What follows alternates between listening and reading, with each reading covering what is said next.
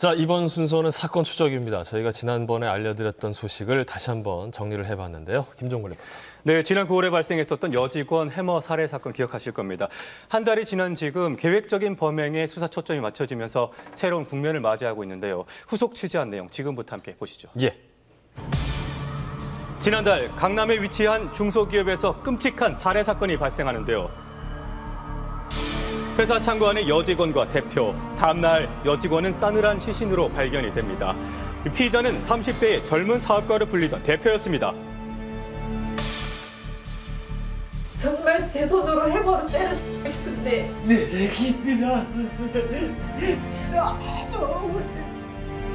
여직원을 살해한 한 기업의 대표. 둘 사이에는 어떤 일이 있었던 것일까요? 유족을 만나러 직접 찾아가 봤는데요. 안녕하세요. 아직은 정리가 안 돼서. 사고 후 꼭 한 달 만에 숨진 문소영 씨의 가족들을 만나봤습니다. 49제를 앞두고 유품을 정리하고 있었는데요. 가족의 사랑을 듬뿍 받았던 그녀. 아빠가 생각나가 전화하는데 아빠 사랑해. 아빠 그리고 또 미안하고 그래도 아빠 항상 내가 아빠 사랑하는 거 알지? 내 얘기입니다. 내가 어떻게 가는 속에 묻고 살았는지 모르겠습니다.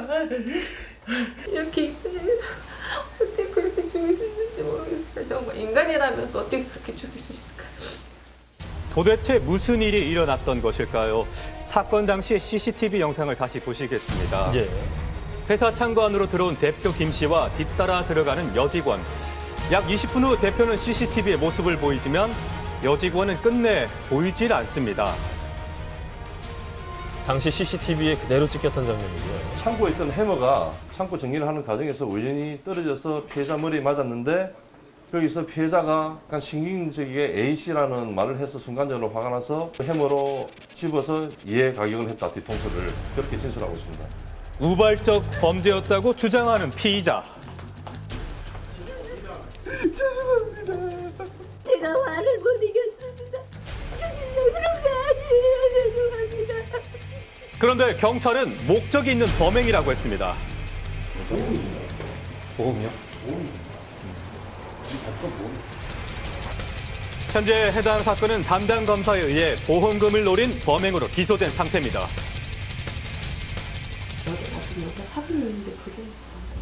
여기에 보면 뽑을 때 그때부터 계획을 하지 않았나 싶어요. 운전하는 수행비서, 운전 수행비서 뭐 필요해? 사실 필요가 없잖아요. 수행비서 맞아. 맞아. 그랬던 것 같았어요.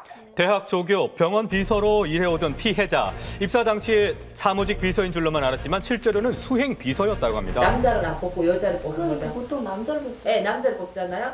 여자만 골라서 뽑았던 거죠. 근데 제가 조금 방심했던 건 뭐냐면은 가족들끼리는 굉장히 의문점들을 많이 갖고 있는 그렇습니다. 것 같아요. 예. 8월 17일 회사에서 대표의 전화를 받은 문소영 피해자. 무작정 청평으로 오라고 했다는데요.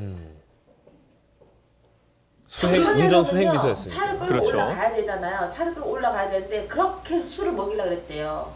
맥주 한 잔 먹고 가라고 그러고 막. 소주 한 잔만 먹고 먹고 가라고. 가라고. 그래서 대표님 저 운전해야 돼요. 저 갔다가 진천까지 가야 되는데 저 술 마시면 안 되죠. 그랬대요. 피해자가 끌던 회사차는 대표와 헤어지고 5분 만에 현장에서 전소됐다고 합니다. 여기가 그때 화재가 났던 장소인가요? 예, 그날 화재가 났던 그 장소입니다. 당시 사고 흔적이 그대로 있네요. 그렇습니다. 아직도 흔적이 선명하면 그만큼 피해가 컸다는 거죠. 화재 발생 단계 중 최고로 많이 타는 단계를 최성기 단계인데 네. 그때 저희 소방대가 도착했을 때가 그 최성기 단계 그때였습니다. 전소됐다는 차량 어떻게 됐을까요? 살인을 밝히기 위해서 감식 의뢰해 놓은 것 같은 상태였고요. 감식 결과가 회부가 안 됐어요. 지금 상황에서는 모든 내용이 추측일 수밖에 없으니까. 화재 원인도 아직 명확하게 밝혀지지 않았다는 점. 그렇습니다. 이 차량 화재 사고 직전에 피해자는 대표의 권유로 보험 하나를 계약했다고 하는데요. 퇴사할 때 퇴직금을 받을 수 있다는 이야기를 듣고 서명을 하게 됐답니다. 그런데 그 보험 만약에 너가 잘못되면 누가 가지고 가니 했더니 대표가 갖고 간다는 거예요. 보험 설계사와 연락을 시도해 봤습니다. 예.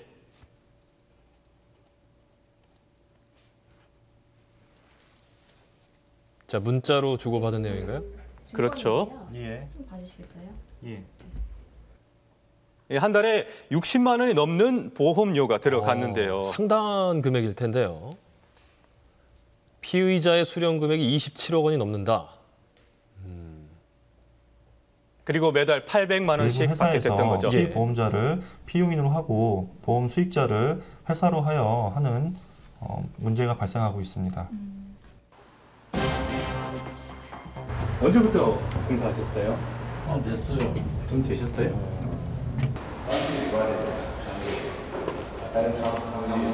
해당 회사의 사무실이 지금 공사 중인 것으로 좀 보이는데요. 네, 같이 살았던 친구의 집을 찾아가 봤는데요. 예.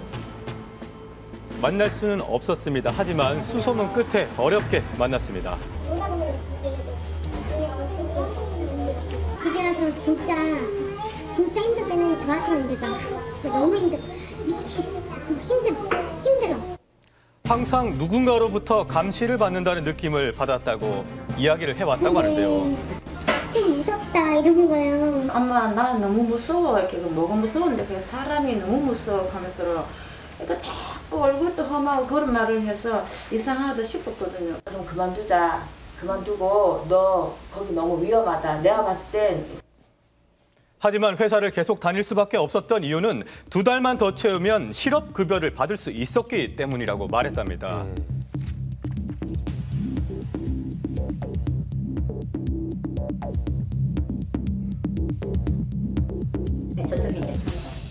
성공 궤도를 달리던 젊은 사업가. 그만큼 사치도 심했다고 하는데요.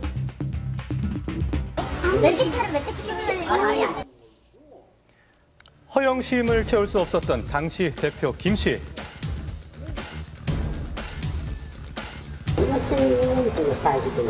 몇 개월? 한 4개월? 4개월. 금융권으로부터 대출을 받았다고 합니다. 그래서 은행도 찾아가 봤는데요.